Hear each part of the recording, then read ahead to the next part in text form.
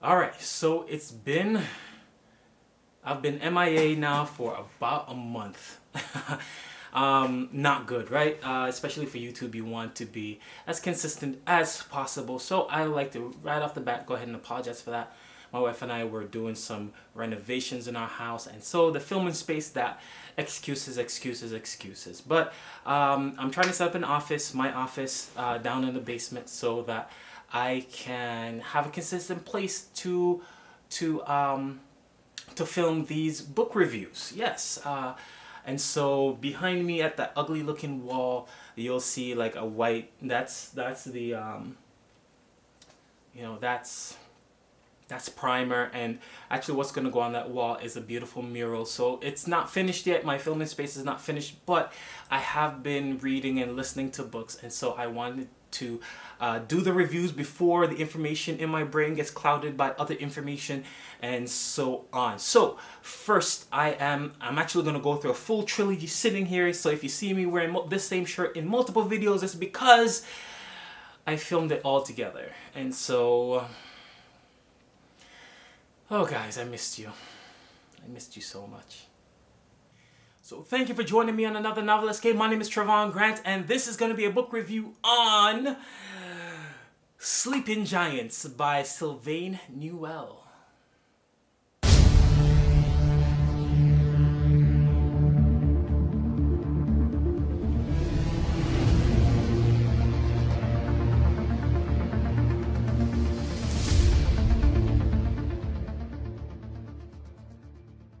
Okay.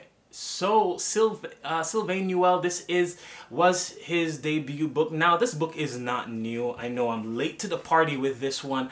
I guess as it relates to multiple books, I'm pretty late to every party. But this is a very interesting book. I started to do this thing. I guess it's a challenge. I've been doing it now for a few weeks, where I've been looking at books and solely choosing them on their title and also on the cover. And because my natural inclination is to choose a book based on a cover that I like, and I did this with Wheel of Time and a few other books, and I chose the book because of the time, especially some Mercedes Lackey books. And there are some books that are hits and some books that are misses. And so I decided I'm going to start choosing books on covers that I don't like or I find the least interesting.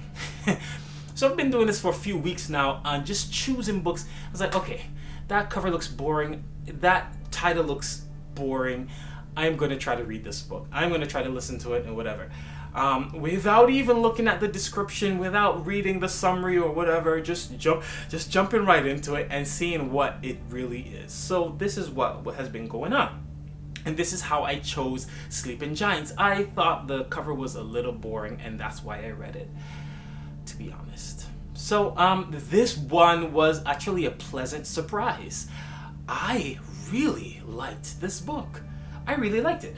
It's supposed to be a literary thriller, right? Which it certainly is, because it is beautifully written. The language is very literary-like, right? And so it's nicely written. There's a ton of great metaphors, and the characterizations. The characters are beautiful. Like, the characters just have their own just gritty personalities, and all so separate, all having their own motivations. Characters are very well written. In addition, but this book is very sci-fi. It's a sci-fi literary, and not only that, it is told from the perspective of interviews done by an unknown character. So this unknown character is doing all this interviews, and every time they try to inquire of this character, hey, so like, what's your name? And he's like, I don't have a name, or some smart aleck answer like that.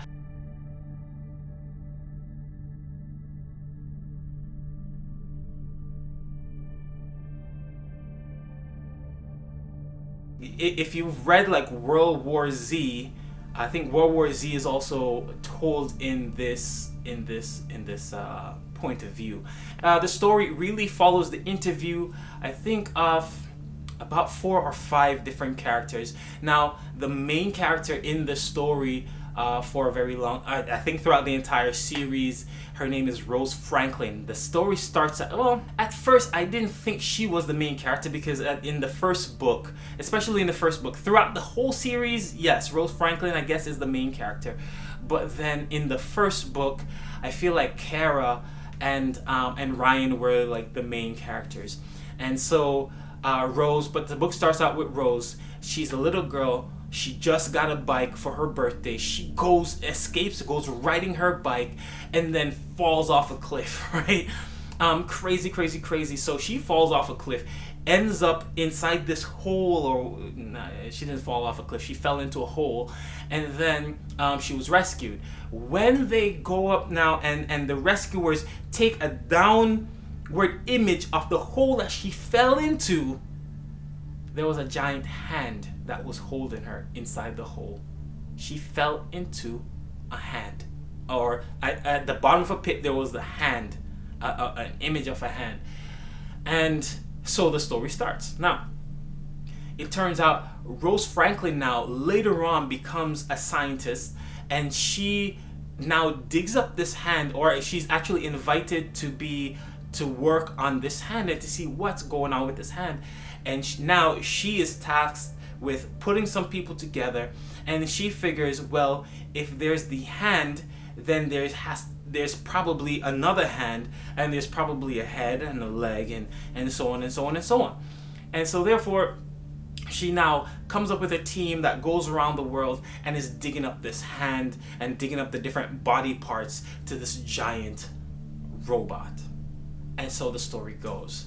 Now, again, some of the things I love about the story, and again, I really love, I don't want to say love, I want to say really strongly like. I strongly like the story, right?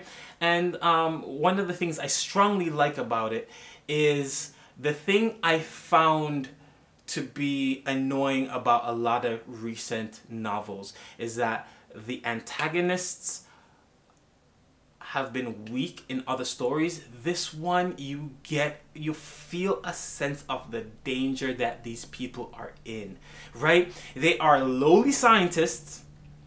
There's like person from the military, a military pilot. There's a linguist. So none of them have the capacity, or like except for one person, have the capacity to fight and to defend themselves.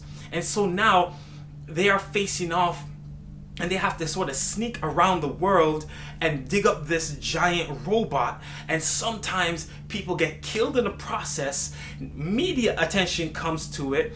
Other countries are now coming against them. They're about to start another world war over something, and they're just scientists and like one helicopter military pilot. This is huge, and so you get a sense of the danger and the fire. They're literally playing with atomic fire. In addition, the very thing that they are digging up turns out to start becoming very dangerous when they start to discover the power that it holds, when they start to discover how to really use it and stuff like that.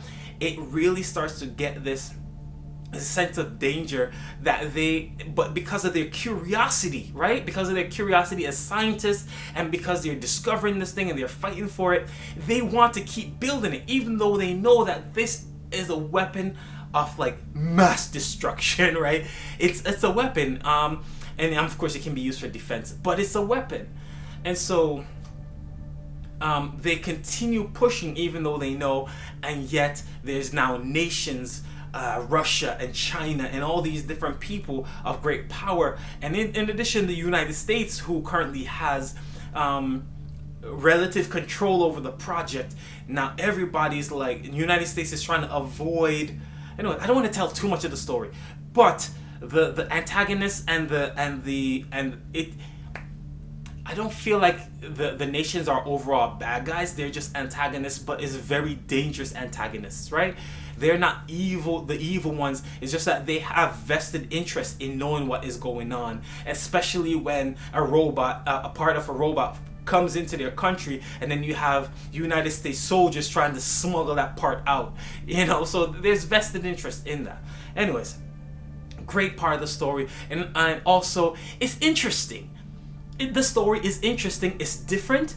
It's like, whoa, there's a hand, and I mean, I can't really convey to you like the thing about it that makes it interesting, but just the discovery of this one thing and this other thing, and there's like a mystery part that is, it just keeps you glued to the book. It's like, whoa, what's gonna happen next? Whoa, what's gonna happen next?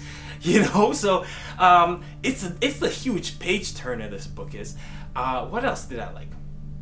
Again, I like the characters. Each character has their own personality. They're not all the same. They all have different motivations. They all have these distinct personal issues that they're battling, in addition to the outside issue that they're battling, or that they're trying to do. There's also the love interest between Kara and Ryan, and how like volatile that is, and how volatile it became, because there was a love triangle situation going on for a little bit, which caused another guy to go off the bend. Oh man, that was pretty intense. And then too, there's the person who is doing the interviews. He has like this control over stuff, right? And then his moral code is really it's a little twisted, and so because he's doing these interviews, having it from his perspective, the ones who's doing the interviews, is really cool. And the conversations, the dialogue in this book, I know I'm raving about this thing. Yikes, I'm such a fangirl right now. Anyways, let me see how much time we got. Okay, so it's good. Alright, so the one thing I found that I didn't like about this book, which I find it's pretty prevalent in a lot of sci-fi books, is the fact that this book finds it necessary to bash religion and Christianity. Not religion on or overall, not necessarily just Christianity. Because every scientific book, every sci-fi book has to make sure that you know that religion does not belong in a science fiction book, or probably even the science world altogether.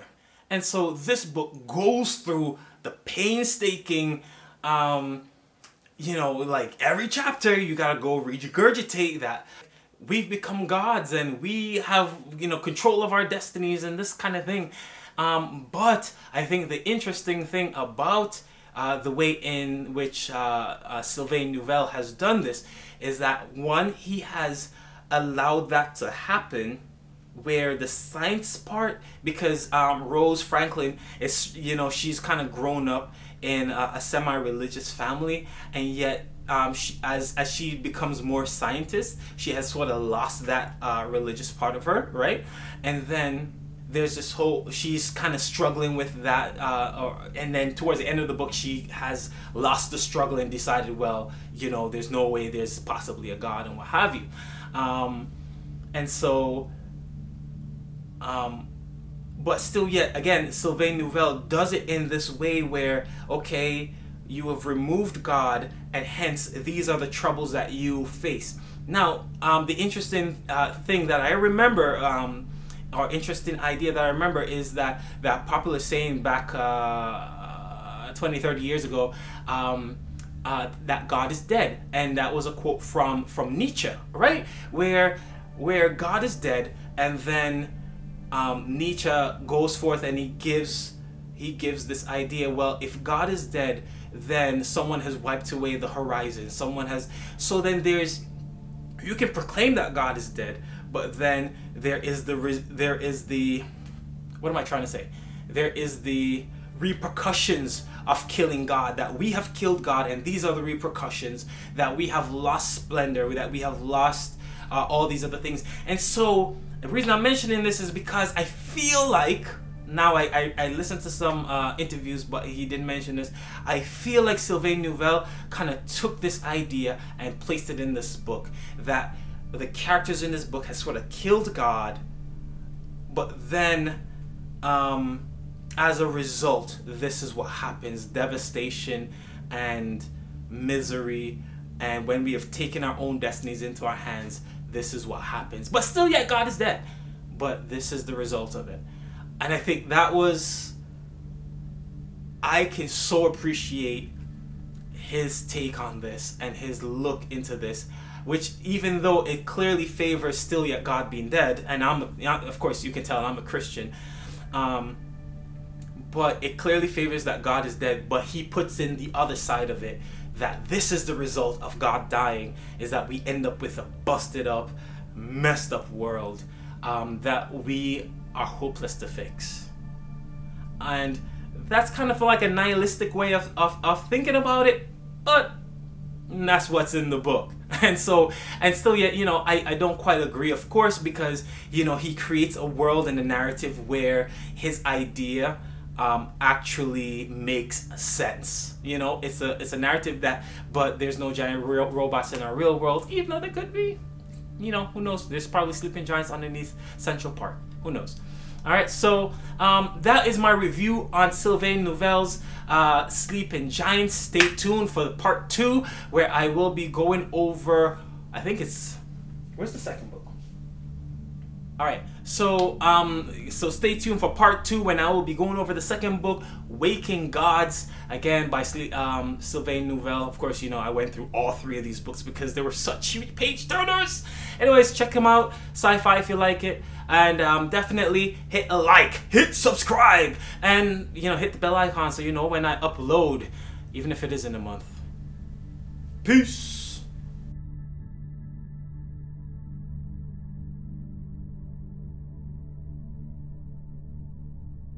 Oh yeah, I forgot to mention. I'm gonna give this book a 4.3 out of 5 stars. 4.3 out of 5 stars. All right. Hope you enjoy it.